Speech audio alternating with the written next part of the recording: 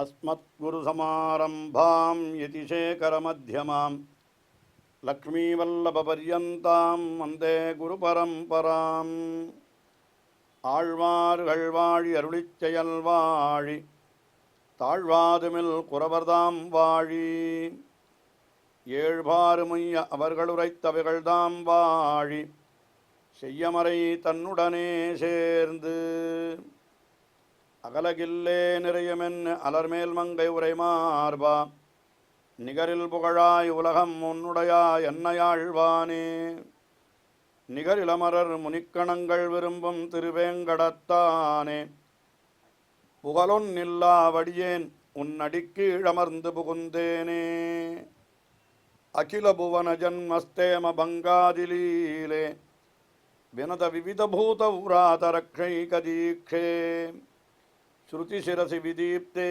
பிரம்மணி ஸ்ரீனிவாசே பவது மம பரஸ்மின் ஷேமுழி பக்திரூபா श्रीमान् वेङ्कटनाथार्य कवितार्किककेसरी वेदान्ताचार्यवर्यो मे सन्निधत्तां सदा हृदि. திருவரங்கத்திற்கு ஏற்பட்ட குறைகளெல்லாம் நீங்கி பொலிவோடு விளங்க வேண்டும் என்பதற்காக வேதாந்த தேசிகன் அருளி செய்த ஸ்தோத்திரம்தான் அபீதி ஸ்தவம் என்கிற ஸ்தோத்திரம். அபீதி ஸ்தவம் என்றால் பயமின்மை என்பது ஏற்பட வேண்டும். எம்பெருமானை பற்றினால் எல்லா பயங்களும் நீங்கும். பொழுது திருவரங்கத்திலே துருஷ்கருடைய உபதிரவத்தாலே சில குறைகள் ஏற்பட்டிருந்தன. அந்த குறைகளெல்லாம் நீங்கி மீண்டும் பழைய பொலிவோடு திகழ வேண்டும் என்று பிரார்த்திக்கிறார் இந்த ஸ்தோத்திரத்திலே. இந்த ஸ்தோத்திரத்தை திருநாராயணபுரத்திலிருந்து கொண்டு அருளி செய்ததாக பெரியோர்கள் சொல்லியிருக்கிறார்கள். அதிலே இப்பொழுது நாம் 6வது ஸ்லோகத்தை அனுபவிக்கிறோம். இந்த 6வது ஸ்லோகத்திலே வராக சரமக ஸ்லோகத்தினுடைய அர்த்தத்தை அப்படியே காட்டுகிறார் வேதாந்த தேசிகன். அதாவது எம்பெருமானை ஒருத்தன் நல்ல நிலையிலே இருக்கிற பொழுது நினைத்து விட்டானால் அவன் பிராணனை விடுகிற காலத்திலே எம்பெருமானை நினைக்காவிட்டாலும் கூட எம்பெருமான் அவனுக்கு மோட்சத்தை கொடுத்து விடுகிறான் என்பதாக அந்த வராக சரம ஸ்லோகம் நமக்கு தெரிவிக்கிறது.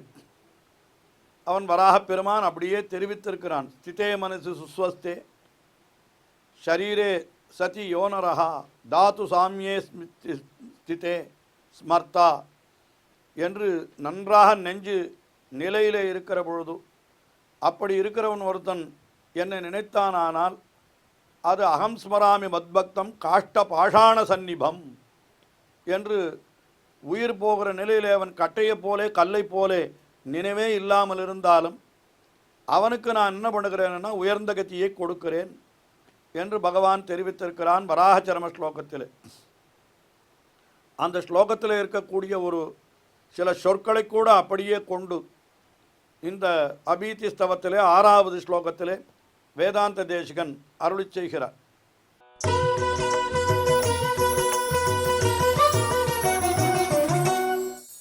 स्थिते मनसि विग्रहे गुणिनि धातु साम्ये सति स्मरेदखिलदेहिनं यैह जातु चित्त्वामजं तयैव खलु सन्तया तमत दीर्घनिद्रावशं स्वयं विहितसंस्मृतिः नयसि धाम नैश्रेयसं.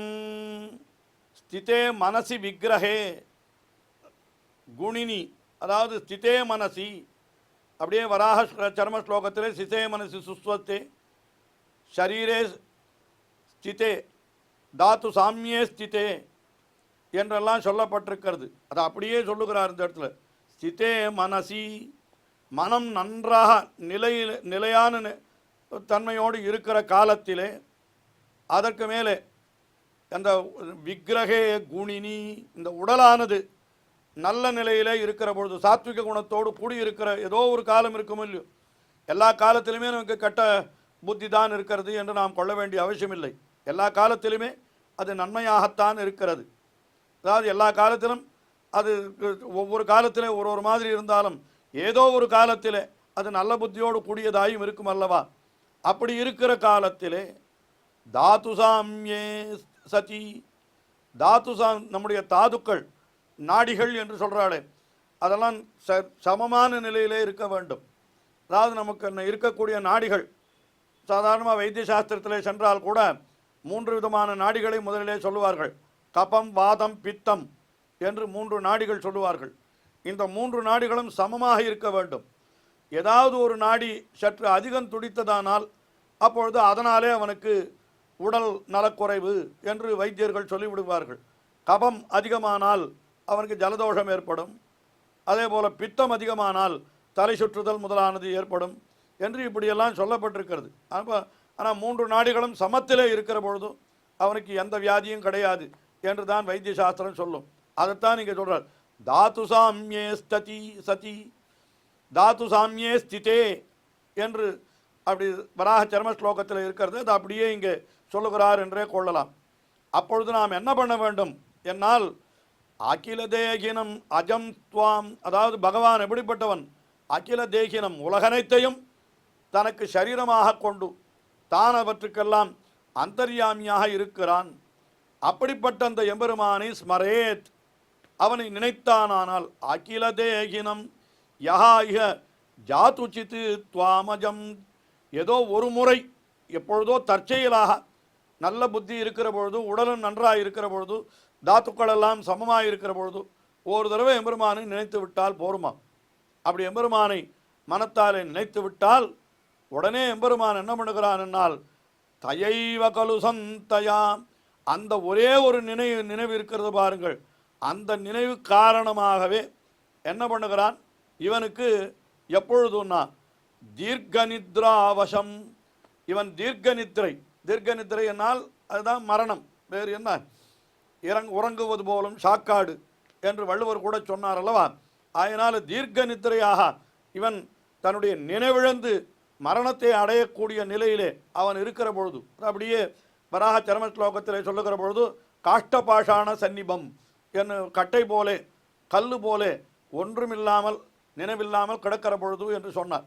அதுதான் இங்கேயும் அந்த ஏற்கனவே ஒரு தடவை நினைத்து விட்டான் அல்லவா? அதனால் இவன் என்ன பண்ணுகிறான்?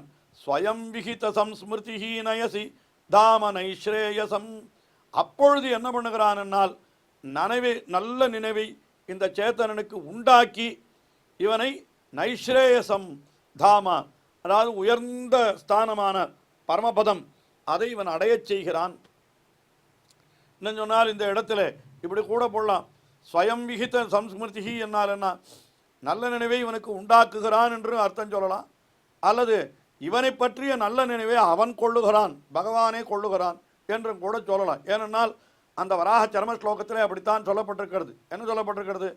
அதாவது சாஸ்திரங்களிலே மரணமடைய காலத்திலே பகவானை அதாவது நினைக்க வேண்டும், மரணமடைகிற காலத்தில் நினைக்க வேண்டும் என்று சாஸ்திரத்திலே சொல்லப்பட்டிருக்கிறது. ஆனால் அது நம்முடைய கையிலே இல்லை. மரணமடைய காலத்தில் நம்மால் நினைக்க முடியுமா? சொல்ல முடியாது. நமக்கு நினைவே இருக்குமா இருக்காதா தெரியாது. அப்பொழுது என்ன நினைவு இருக்கும் என்றும் நமக்கு சொல்ல முடியாது. அதனால்தான் பெரியாழ்வார் என்ன சொன்னார்? அப்போது நான் அங்குன்னு நான் நினைக்க மாட்டேன், அப்போதைக்கு இப்போதே சொல்லி வைத்தேன் அரங்கத்தரவணை பள்ளியானே என்று ஒரு 10 பாட்டு அவர் தம்முடைய பெரியாழ்வார் திருமொழியிலே அருளி செய்து விட்டார் பெரியாழ்வார். அந்த சமயத்திலே எனக்கு நெஞ்சு அடைத்து கொள்ளும் கபம், நான் ஒன்றுமில்லாமல் அப்படியே மூர்ச்சையாய் கிடப்பேன். அப்பொழுது அங்கேதும் நான் உன்னை நினைக்க மாட்டேன், அந்த சமயத்தில் உன்னை நினைக்க எனக்கு முடியாமலும் போய்விடலாம். அதனால் அப்போதைக்கு இப்போதே சொல்லி வைத்தேன், இப்போவே உன்னை நினைத்து விடுகிறேன் என்று பெரியாழ்வார் அருளி செய்தார். இதற்கு காரணம் என்னன்னா, வராக சரம ஸ்லோகத்திலே எம்பெருமான் அந்த மாதிரி சொல்லியிருக்கிறான். என்ன சொன்னான்? இப்படி நல்ல நிலையில் இருக்கிற பொழுது அவன் ஸ்திதே மனசு சுஸ்வஸ்தே சரீரே சதி யோனரஹா தாத்து சாமியே ஸ்திதே ஸ்மர்த்தா என்று தன்னை பற்றி சொல்லி அதற்கு மேலே அவன் என்ன சொன்னான்னா, அப்படி இருக்கிறவனை அகம் ஸ்மராமி, நான் நினைக்கிறேன் என்று சொன்னான். மரணமுடைய காலத்தில் நினைக்க வேண்டும் என்பது தானே சாஸ்திரம். அவனால் நினைக்க முடியவில்லை என்றால் அவனுக்கு பதிலாக நான் அவனை நினைக்கிறேன். யார் நினைப்பார்கள்? உள்ளுக்குள்ளே இருக்கிற ஆத்மா தான் நினைக்கும், சரீரம் நினைக்காது. நாம் ஆறுனா எம்பெருமானுக்கு சரீரம். அப்பொழுது யார் நினைக்க வேண்டும் என்றால் எம்பெருமான் தான் நினைக்க வேண்டும் என்றெல்லாம் இதற்கு விசேஷமான வியாக்கியானங்களை பெரியோர்கள் அருளி செய்திருக்கிறார்கள். ஆயினாலே ஸ்வயம் விகித சம்ஸ்மிருதி நயசி தாமனை ஸ்ரேயசம், அப்படி ஒரு முறை உன்னை நினைக்கிறவனை நீ உயர்ந்ததான பரமபதத்திற்கு அழைத்து செல்கிறாய் அல்லவா என்று இந்த ஸ்லோகத்திலே அந்த எம்பெருமான் அவனுடைய பெருமையை சொன்னார். ஒரே ஒரு முறை நன்றாயிருக்கிற பொழுது அவனை பற்றிவிட்டானால் அவன் மரணப்படுக்கையில் இருக்கிற பொழுது தன் நினைவிழந்திருந்தாலும் அவனை எம்பெருமான் நல்ல கத்திக்கு அழைத்து செல்கிறான் என்று அந்த அர்த்தத்தை சொன்னார். அதற்கு அடுத்தபடியாக அந்த எம்பெருமானுடைய திருநாமங்களை எப்பொழுதும் சொல்லிக் கொண்டிருக்கலாமே, ஒரே ஒரு முறைதான் நினைக்க வேண்டும் என்று ஏன் நாம் நினைக்க வேண்டும்? அப்படி கூடாது, எப்பொழுதும் அவனை சொல்லிக் கொண்டிருக்கலாம். அப்படி சொல்லிக் கொண்டிருந்தால் நிச்சயமாக நமக்கு பயம் என்கிறதே விலகிவிடுமே என்று அடுத்த ஸ்லோகத்திலே அவனுடைய திருநாமங்கள் பலவற்றை சொல்லுகிறார்.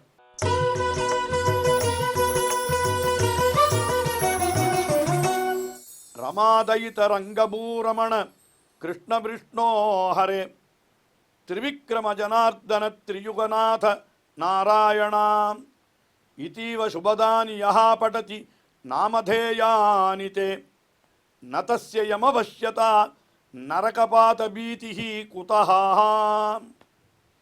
அந்த எம்பெருமானை அவனுடைய திருநாமங்களை சொல்லுகிறவனுக்கு யமவஷ்யதா, அவனுக்கு யமனுக்கு கட்டுப்பட்டு கிடக்க வேண்டிய நிலை கிடையாது. நரகபாத பீதிஹி குதஹா, நரகத்திலே போய் அனுபவிக்க வேண்டிய துன்பங்கள் என்பது அவனுக்கு எப்படி ஏற்படும்? நரகத்தை பற்றின பயம் அவனுக்கு எதற்காக ஏற்படணும்? கிடையவே கிடையாது. என்ன செய்ய வேண்டும்? இந்த திருநாமங்களை சொல்லணும். ரமாதயித, பெரிய பிராட்டியாருக்கு மணவாளனே, ரங்கபூரமண, திருவரங்கத்திலே விரும்பி எழுந்தருளியிருப்பவனே, கிருஷ்ணா விஷ்ணோ ஹரே, திரிவிக்ரமா, திரிவிக்ரமன் என்னால் மூவுலகங்களையும் அளந்தவன், ஜனார்தன அதாவது பிறவியை ஒழிக்கும் அவன், திரியுகநாத, திரியுகநாத என்னால்னா 6 குணங்களை உடையவன் என்று அவனுக்கு அதெல்லாம் சொல்லப்பட்டிருக்கிறது. பகவான் என்கிற சப்தத்திற்கு விளக்கமாக ஞானம், பலம், ஐஸ்வர்யம், வீரியம், சக்தி, தேஜஸ் என்கிற 6 குணங்கள். இந்த குணங்கள் எவனுக்கு இருக்கிறதோ அவனுக்குத்தான் பகவான் என்று பெயராம். அதனால் ஷண்ணாம் இதி பக இதீரணாக என்று இந்த 6 குணங்கள், அந்த 6 குணங்களோடு கூடியவன் என்கிறதான் திரியுகநாத. 3 அதாவது 2 3 குணங்கள் என்னால் 6 குணங்கள் அவற்றை உடையவன் நாராயணா. இவைகளெல்லாம் திருநாமங்கள். இதீவ சுபதானி, இந்த திருநாமங்களெல்லாம் நன்மையை பயப்பவை. அப்படிப்பட்ட திருநாமங்களை என்ன யஹா நாமதேயானி படதி, எவனொருவன் இந்த நாமதேயங்கள் எம்பெருமானுடைய அந்த திருநாமங்கள் அவற்றையெல்லாம் நன்றாக சொல்லுகிறானோ, வாய்விட்டு சொல்லுகிறானோ, எம்பெருமானுடைய திருநாமங்களை துதித்து கொண்டிருக்கிறானோ, அவனுக்கு தஸ்ய யமவஷ்யதா, அவனுக்கு யமவஷ்யத்தை என்பதே கிடையாது. யமனுடைய ஆணைக்கு கட்டுப்பட்டு கிடக்க வேண்டிய நிலை அவனுக்கு கிடையவே கிடையாது. யமனுடைய ஆணைக்கு கட்டுப்பட்டு வேண்டிய நிலை இல்லாமல் போய்விட்டால் நரகபாத பீதிஹி குதஹா, நரகத்திலே போய் துன்பத்தை அனுபவிக்க வேண்டுமே என்ற அச்சம் அவனுக்கு எப்படி ஏற்படும்? ஏற்படவே ஏற்படாது. இதெல்லாம் ஏற்படாமல் இருக்க வேண்டுமானால் என்ன செய்ய வேண்டுமென்னால் பகவானுடைய திருநாமங்கள் என்னென்ன திருநாமங்கள் உண்டோ, ரமாதயித ரங்கபூஷண கிருஷ்ண விஷ்ணோ ஹரே என்று இந்த திருநாமங்களை எல்லாம் தொடர்ந்து சொல்லிக் கொண்டிருந்தால் அவனுக்கு எந்த விதமான பயத்திற்கும் இடமே இருக்காது என்பதாக இந்த ஸ்லோகத்தில் தெரிவிக்கிறார். இன்னும் தொடர்ந்து வேதாந்த தேசிகனுடைய ஸ்தோத்திரங்களை, ஸ்லோகங்களை அனுபவிப்போம். ஸ்ரீயக்காந்தாய கல்யாண நிதயே நிதயேர்த்தினாம் ஸ்ரீவேங்கட நிவாசாய ஸ்ரீனிவாசாய மங்களம். ஸ்ரீமத் சுந்தர ஜாமாதிர் முனிமான் சவாசினே சர்வலோக நிவாசாய ஸ்ரீனிவாசாய மங்களம்.